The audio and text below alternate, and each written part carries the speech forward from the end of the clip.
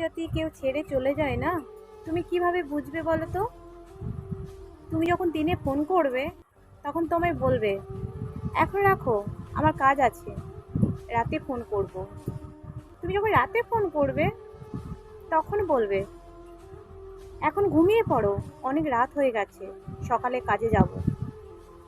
কি আজব, তাই না বলো আমাদের এই সম্পর্ক? আমি তো তোমার জন্য বসে থাকি, কথা বলার জন্য। তোমার সাথে কথা না বলে আমি থাকতে পারি না, কিন্তু তুমি কি করে পারো আমার সাথে কথা না বলে থাকতে? এটাই বাস্তব। কারণ সে তো তোমায় ছেড়ে চলে যাবে, তাই সে নানান অজুহাত দেখায়।